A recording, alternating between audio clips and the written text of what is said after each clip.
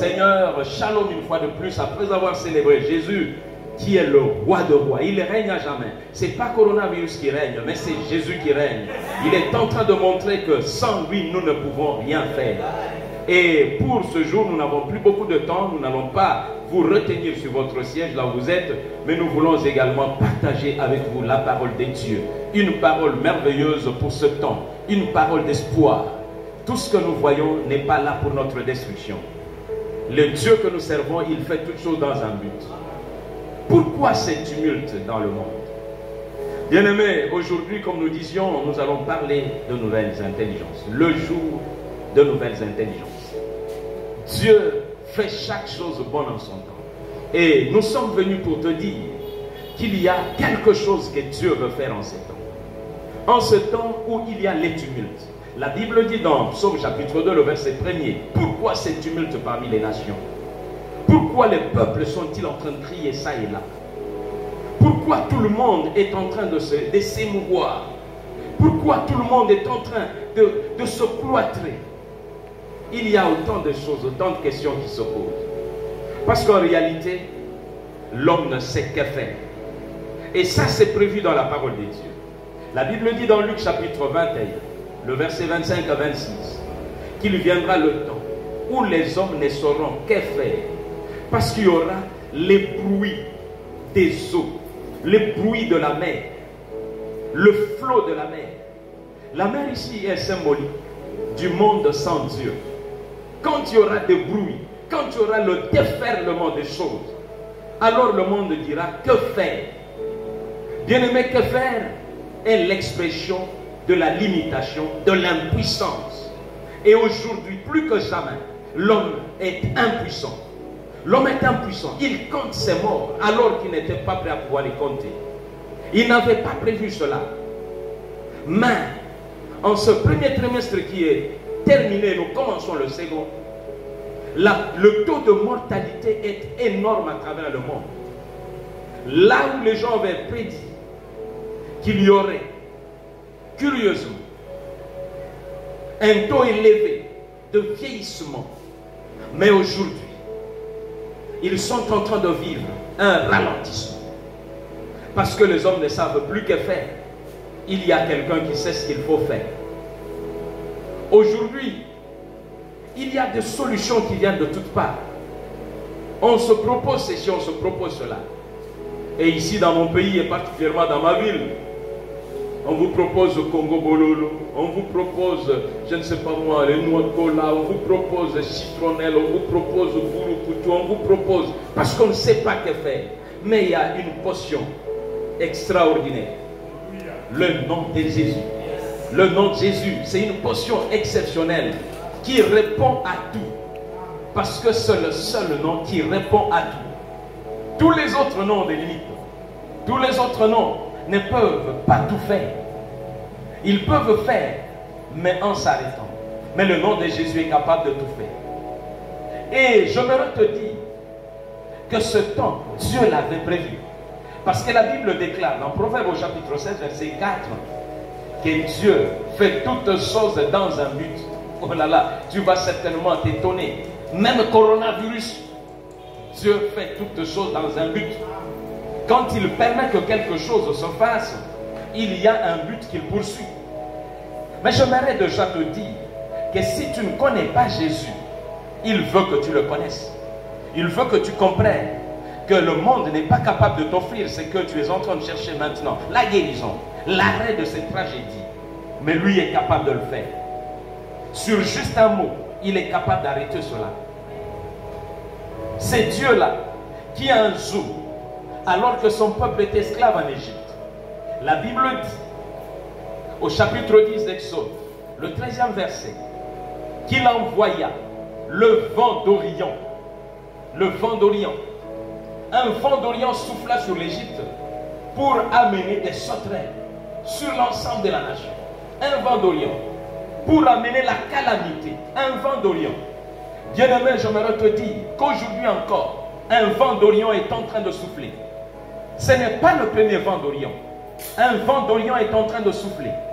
Coronavirus est venu de l'Orient. Et un vent d'Orient souffle. Autant il avait apporté la misère, la douleur en Égypte, autant le vent d'Orient est en train d'apporter la misère et la douleur à travers l'humanité tout entière. Mais j'aimerais également te dire que le même Dieu avait utilisé aussi le vent d'Orient. Vous lisez Exode au chapitre 14, le verset 21. Quand vous le lisez, le vent d'Orient n'est pas simplement là pour apporter les malheurs, mais Dieu utilisa également le vent d'Orient lorsqu'il fallait séparer les eaux de la mer Rouge. Et il sépara les eaux. Pour séparer les eaux, afin que son peuple traverse, il envoyait également le vent d'Orient. Je prie mon Dieu que ce vent qui a soufflé pour amener la misère, que le même vent parte de là où il était parti pour souffler et apporter la guérison à quelqu'un, apporter le réconfort à quelqu'un, apporter la paix à quelqu'un, apporter la traversée à quelqu'un. Car il y a un obstacle qui est en train de t'empêcher d'aller. Mais le même vent, de là où il était venu pour apporter le malheur, va souffler pour t'apporter le bonheur. Qu'il souffle du nord au sud, de l'est à l'ouest, et que partout nous recevions ce vent. De la même manière qu'il a soufflé de l'Orient pour traverser l'Europe, pour traverser l'Afrique, pour traverser l'Australie et traverser les Amériques, aujourd'hui aussi, le même vent peut souffler encore de là où il est parti pour pouvoir apporter la guérison, l'arrêt de fléau, ainsi de suite. Tu peux le proclamer comme tu le pourras là où tu te trouves, et l'Éternel agira pour accomplir ce que tu auras dit. J'étais en train de te dire que ce temps est un temps de nouvelles intelligences. Je viens de te montrer que quand on s'est dit que l'homme ne sait plus que faire, il ne reste que Dieu. Lui au moins sait ce qu'il faut faire. C'est pourquoi Dieu dit, il envoie l'Église, afin que l'on voit par l'Église la sagesse infiniment variée de Dieu. Cette sagesse infiniment variée de Dieu, c'est une expression des intelligences insondables. Et Dieu est capable de le faire. C'est pourquoi il établit l'Église comme la colonne et l'appui de la vérité. Tu peux là où tu es. L'Église, ce n'est pas une dénomination. L'Église, c'est toi qui peux accepter Jésus-Christ comme ton Seigneur et Sauveur.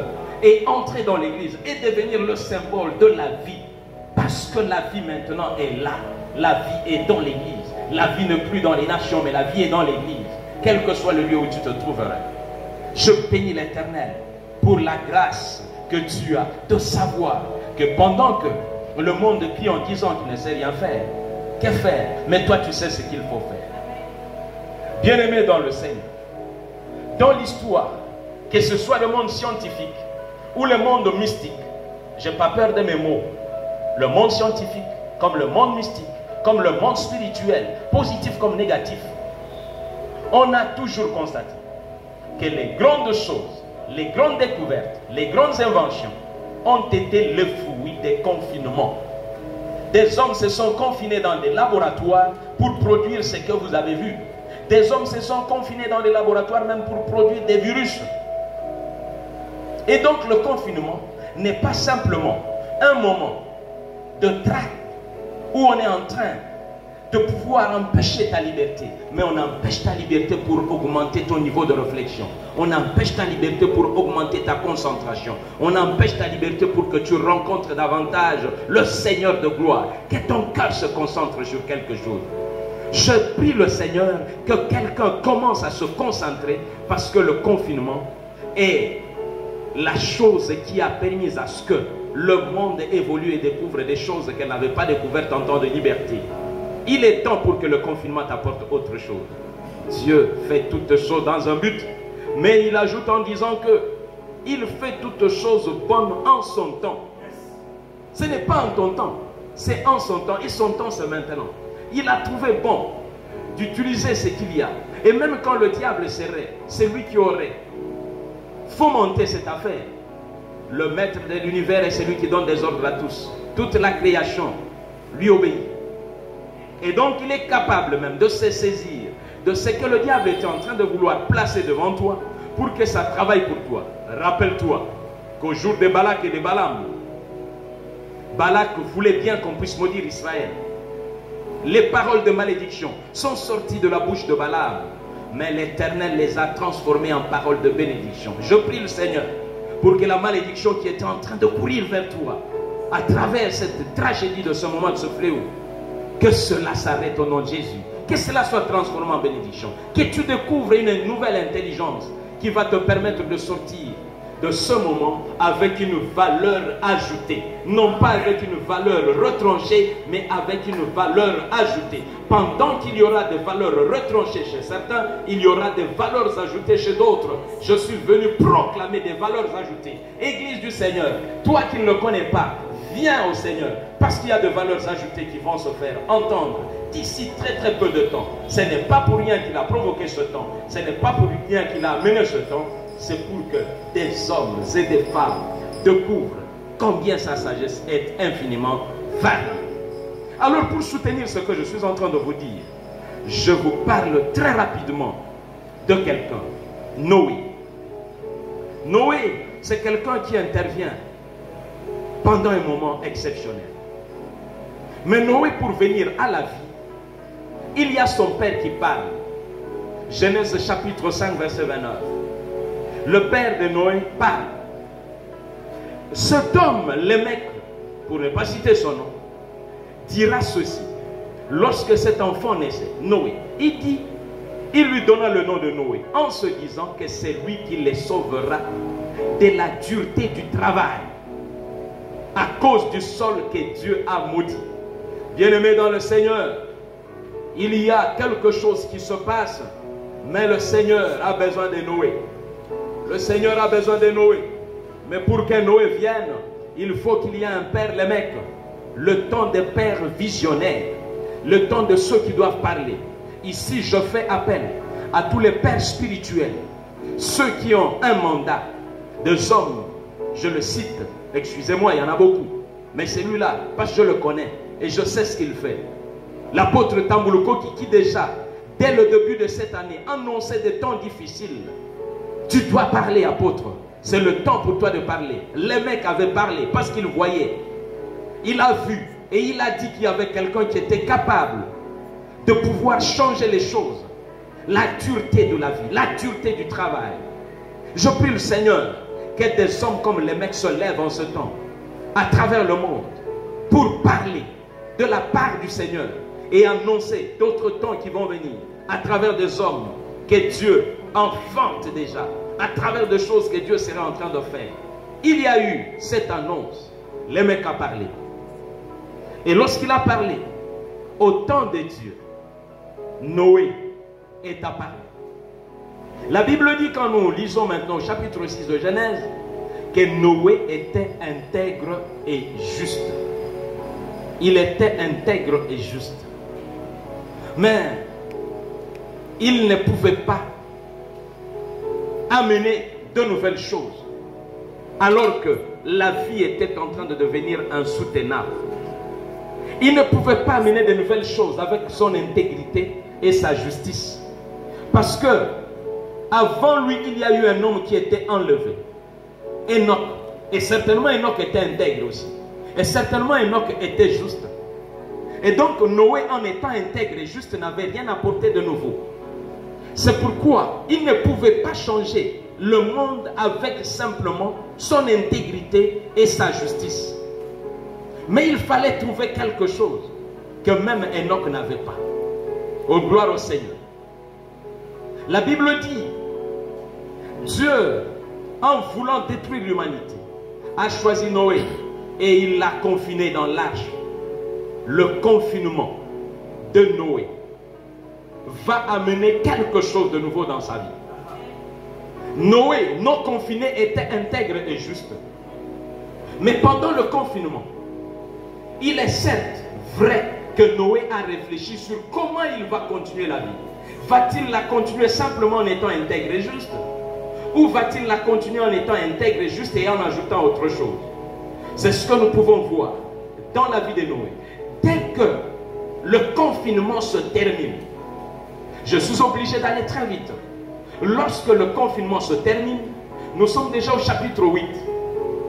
Et quand vous lisez, à partir du verset 13, et vous allez jusqu'au chapitre 9, verset 21, vous lirez vous-même, vous ferez l'exercice. Il y a quelque chose d'extraordinaire. Noé sort de l'arche. Même avant d'entrer dans l'arche, Noé n'a jamais fait de sacrifice. Noé n'a jamais offert à Dieu. Je vous mets au défi de le trouver. Noé n'a jamais offert à Dieu. Même quand Dieu lui dit que tu es le seul que je voudrais bien sauver, Noé n'a jamais fait d'offrande à Dieu, ni d'action de grâce. Même quand il se retrouve dans l'âge, il n'a jamais fait d'offrande. Mais quand il sort de l'âge, il a réfléchi pendant qu'il était dans l'âge. Il reçoit une nouvelle intelligence. Une intelligence qui lui montre que la vie n'est pas simplement liée à ce que tu as fait, mais il y a des choses à faire. C'est ainsi que Noé, en sortant de l'âge, il ne va pas réfléchir, mais Noé va, pour la première fois de sa vie, monter un autel. Je n'ai pas vu l'autel de Noé avant le déluge, ni pendant qu'il était dans l'âge, mais je vois un autel après le déluge. Je prie le Seigneur que ce temps t'apporte un renouveau spirituel, intellectuel, scientifique, à tous les niveaux, suivant toutes les dimensions. Le Dieu de la Bible, c'est le Dieu qui agit suivant toutes les dimensions. L'Esprit de l'Éternel est aussi l'esprit de science. Que les scientifiques sachent que c'est un moment extraordinaire et que nous pouvons vivre des choses exceptionnelles après ce temps. Noé sort et il va offrir. Et quand il offre à Dieu, la Bible déclare qu'il va se passer quelque chose. L'Éternel va sentir un parfum extraordinaire. C'est un parfum merveilleux, un parfum exceptionnel. Et ça va changer la conception de la vie au niveau de Dieu lui-même. Il y a des choses que nous pouvons faire maintenant qui peuvent changer beaucoup de choses dans la suite de temps. Je vous prie, bien-aimés dans le Seigneur, l'offrande de Noé va faire en sorte qu'une nouvelle loi soit édictée par le ciel. L'offrande de Noé, la nouvelle intelligence de Noé va produire une nouvelle loi. J'aimerais te dire que la Bible déclare, psaume 119, à partir du verset 90, 91 et 92, que il y a les lois de Dieu qui font subsister toutes choses, mais il y a la loi de Dieu qui fait vivre. Les lois de Dieu font subsister toutes choses, et les lois de Dieu, on les découvre dans les sciences. Noé a permis à ce que Dieu édicte une de ces lois qui font subsister toutes choses, la loi de la semaille et de la moisson. Cette loi n'était pas édictée avant. Cette loi n'était pas édictée par l'intégrité, par la justice des normes, même s'il était enlevé. La dureté du travail n'était pas transformée par la sanctification à outrance des normes. Il était même enlevé. Mais lorsque Noé sort de l'âge, il ajoute à son intégrité, il ajoute à sa justice le sens d'offrir à Dieu. Il offre un sacrifice à l'Éternel, l'action de grâce. Il a une nouvelle intelligence. Et cette intelligence ouvre les ciels et permet à ce que le ciel parle pour annoncer une nouvelle loi. Mais aussi pour annoncer une autre loi selon laquelle Dieu arrête de ne plus jamais tuer l'humanité. L'intégrité et la justice n'avaient pas permis à Dieu de ne pas tuer le monde. Mais l'offrande, la nouvelle intelligence sortie du confinement a amené Dieu à une nouvelle perception de la vie humaine, de la vie animale, de la vie florale. Tout cela a changé la perception divine à cause d'une nouvelle intelligence. Je prie le Seigneur que de nouveaux ingénieurs aient une nouvelle intelligence, que de nouveaux informaticiens aient une nouvelle intelligence, que de nouveaux médecins aient une nouvelle intelligence, que de nouveaux pasteurs aient une nouvelle intelligence de l'écriture, qu'il y ait des hommes et des femmes dans leur domaine qui aient une nouvelle intelligence, parce que le confinement est là pour nous amener, non pas dans le dénuement, non pas dans le dépérissement, mais pour une nouveauté de vie, pour des nouvelles lois qui vont se dicter sur cette terre, pour une nouvelle façon de faire. Le ministère va subir de transformations, le ministère va subir le changement. C'est dans le confinement que une personne comme Joseph a sorti des lois économiques. C'était un prisonnier. Est-ce que tu te rends compte? Le prisonnier sorti de la prison était capable d'édicter de nouvelles lois. Le confinement de la prison était capable de rendre une intelligence totalement inouïe pour pouvoir propulser des hommes. C'est dans le sein d'un poisson confiné que Jonas prend des résolutions extraordinaires. dans le sein d'un poisson. Oh, je te prie, mon frère, ma soeur, toi qui m'écoutes au travers du monde, des quatre coins de la terre, c'est un moment extraordinaire. Tes intelligences sont en train de te bouger. Et comme ce jour-là, Dieu va édicter de nouvelles lois. Dieu, dans sa création, ne nous avait pas parlé de l'arc-en-ciel. Mais quand vous lisez Genèse 1er, verset 31, il dit clairement que tout était très bon. Mais il n'y avait pas d'arc-en-ciel. Parce que s'il y avait l'arc-en-ciel, peut-être que le déluge n'aurait pas lieu. Il n'y avait pas d'arc-en-ciel. Mais c'est justement le sacrifice, l'offrande de Noé qui appelle l'arc-en-ciel à la manifestation. Gloire au Seigneur. Il y a des choses qui vont apparaître, des choses qui vont arrêter des drames, des choses qui vont arrêter des fléaux. Parce que l'Éternel a choisi ce moment pour que tu obtiennes de nouvelles intelligences. Que cela soit ainsi. Ne continue pas à pleurer, mais apprends à réfléchir. Apprends à méditer la parole de Dieu. Apprends à invoquer le Saint-Esprit, l'esprit de science, l'esprit d'intelligence. Et il est prêt à pouvoir te transformer et t'amener à un plus-value et non pas un moins-value. Que mon Dieu te bénisse et que le mois d'avril puisse être fabuleux au nom puissant et glorieux de Jésus. J'ai ainsi proclamé. Prions ensemble. Père éternel, le Dieu de toute intelligence, maître de temps et de circonstances, merci pour cette semaine, la semaine de nouvelles intelligences. Car nous apprendrons du sud au nord, de l'est à l'ouest, des intelligences nouvelles en train de propulser la vie et de changer la mentalité. Merci pour les ministères qui vont changer, car tu nous as, au travers de ce confinement, enseigné de nouvelles choses. Des fils de Noé vont naître pour perpétuer l'œuvre que toi tu avais commencé avec Noé. Car il y a de nouvelles lois qui doivent apparaître sur la terre et de nouveaux décrets du ciel sur la terre, mais aussi de nouvelles choses. Merci pour ce que tu vas faire. Que le Dieu de bénédiction, le Dieu des intelligences renouvelées et nouvelles puisse encore être ton Dieu. T'accorde la paix, t'accorde la guérison, t'accorde l'espérance et renoue avec toi pour une semaine de grâce. Nous nous retrouvons certainement par la grâce de Dieu le dimanche prochain. Au nom puissant et glorieux de Jésus, j'ai ainsi prié. Et ensemble nous disons encore Amen, toi voix. Amen, Amen, Amen. Shalom, shalom, shalom, shalom.